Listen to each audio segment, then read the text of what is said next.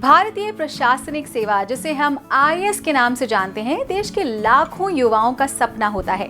देखा जाए तो इसकी तैयारी से लेकर परीक्षा देने तक और फिर फाइनल सिलेक्शन होने तक इंसान में इतने बदलाव आ जाते हैं कि ऐसा लगता है कि मानो उसने कोई लंबा सफर ही तय कर लिया हो।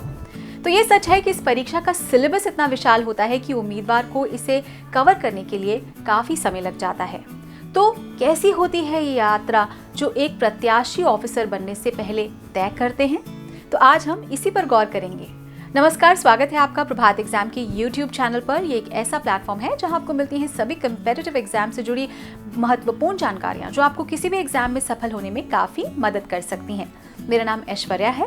अगर आप हमारे YouTube चैनल पर पहली बार आए हैं तो आप हमें लाइक और सब्सक्राइब जरूर कर लें और हमारे लेटेस्ट वीडियोस और अपडेट सबसे पहले आप तक पहुंचे, इसके लिए बेल आइकॉन को भी प्रेस करना बिल्कुल ना भूलें। और अगर आपका मिशन जेपीएससी एग्जाम क्लियर करना भी है तो हमारे खास YouTube चैनल मिशन जेपीएससी को भी जरूर सब्सक्राइब कर लें। वहाँ आपको बहुत सारी इंपॉर्टेंट वीडियोस मिलेंगी जो आपको जेपीएससी क्रैक करने में काफ़ी हेल्पफुल होंगी। तो आइए शुरुआत करते हैं आज के वीडियो की, जो है आईएएस प्रत्याशी से आईएएस ऑफिसर बनने तक के सफर की कहानी। तो दोस्तों, संघ लोक सेवा आयोग ने हर उम्मीदवार के लिए मिनिमम एजुकेशन क्वालिफिकेशन स्नातक रखा है और इसके बाद ही आप एक आईएएस उम्मीदवार के रूप में अपनी दावेदारी पेश कर सकते हैं। मगर ये जरूरी नहीं कि आप आईएएस ऑफिसर बनने के लिए अपनी यात्रा स्नातक के बाद ही शुरू करें, बल्कि आप जितनी जल्दी ये सफर शुरू करेंगे उतना ही आपके लिए सफर आसान होगा। यदि संभव हो तो स्कूल से इंटर या 12th की परीक्षा पास करने के साथ ही अपनी तैयारी शुरू कर दें।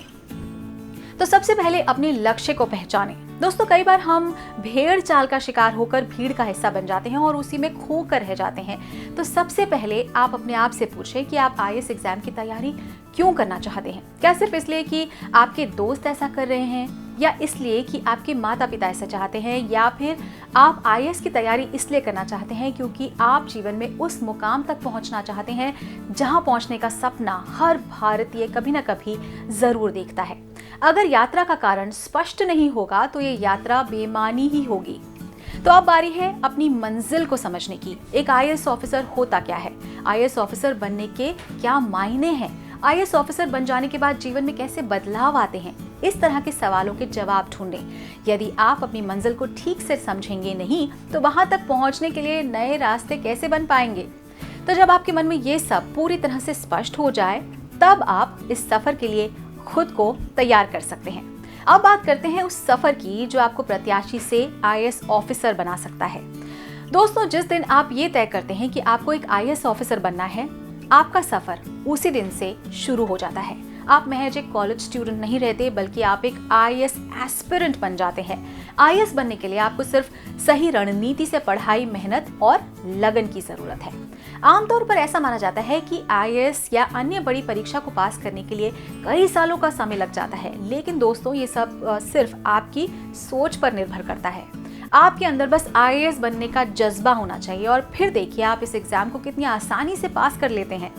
सबसे पहले इस परीक्षा के पैटर्न को अच्छी तरह से समझें। तो सामान्य कोटे के विद्यार्थी के लिए आयु सीमा 21 से लेकर 32 वर्ष तक है। इन 12 वर्षों में उन्हें 6 मौके दिए जाते हैं। यदि आप सामान्य कोटे से हैं तो इस तथ्य को नजरअंदाज मत कीजिए। ये परीक्षा 3 चरणों में आयोजित की जाती है और हर चरण बाकी दोनों से अलग होता है। तो तैयारी शुरू करने से पहले परीक्षा के हर चरण का सिलेबस जरूर देख लें। पढ़ाई करते समय इस सिलेबस को हमेशा अपने पास रखें। इस परीक्षा के अलग अलग चरणों की तैयारी भी अलग अलग ढंग से करनी होगी।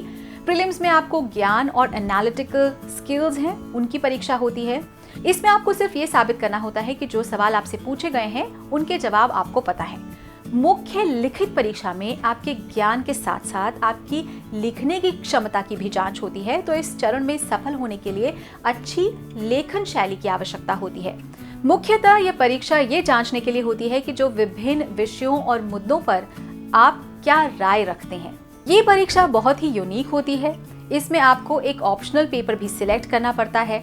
आईएएस की परीक्षा में विषयों का चयन एक महत्वपूर्ण चरण होता है। इसी पर आपकी सफलता निर्धारित होती है। तीसरा चरण है साक्षात्कार। तो प्रारंभिक और मुख्य परीक्षा पास करने के बाद उम्मीदवार का साक्षात्कार लिया जाता है। यह आईएएस एग्जाम या यूपीएससी का अंतिम चरण इंटरव्यू होता है, जिसमें सफल होने पर आपकी नौकरी पक्की हो जाती है।